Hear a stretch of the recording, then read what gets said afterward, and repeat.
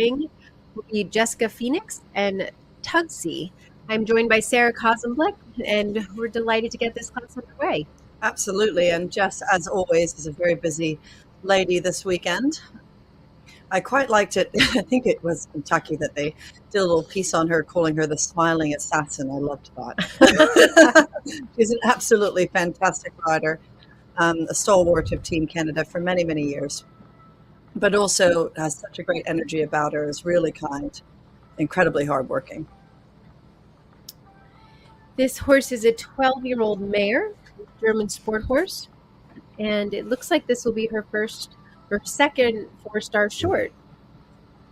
This horse certainly has a lot of presence. The beginning of this test was really flash. Lovely mover, good medium trot.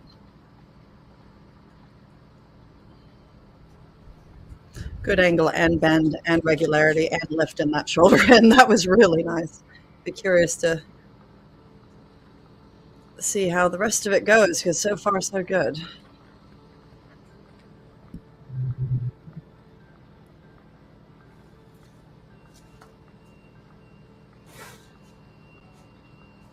As you said, Jess is a busy lady. I believe she has 3 or 4 in this division alone.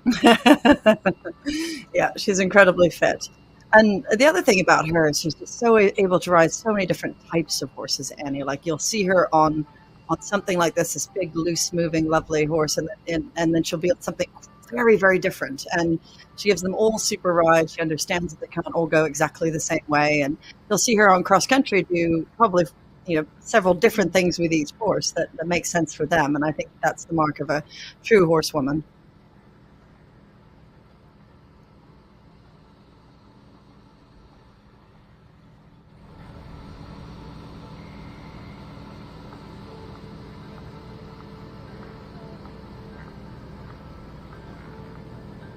I know I mentioned it earlier with Boyd's horse, but I think, and actually just saw it there right when she went to do her pirouette, where the horse just got a little bit low and just was like, no. I was just going to say that I really like that recently there's been a lot of emphasis on making sure the horses are reaching out towards the contact and not too low and not too curled. And you saw her made a huge effort to keep that lovely shape, which she just did. And she showed a good transition there to an extended walk.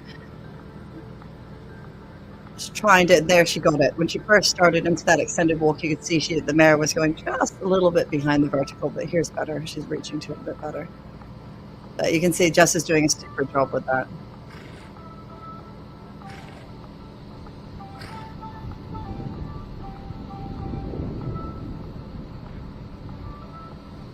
Well, I have to say, this 4-star short is another. I know we're going to be talking about it all week, but every division has got a lot out there for Derek DeGrazia. Has built a challenging course for all the levels, along with the fantastic Jay Hambley.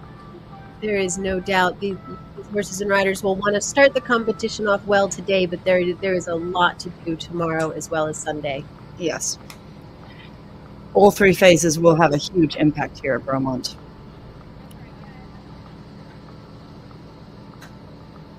Horse is a little bit tighter in the canter than the trot, but that's a lovely half pass there.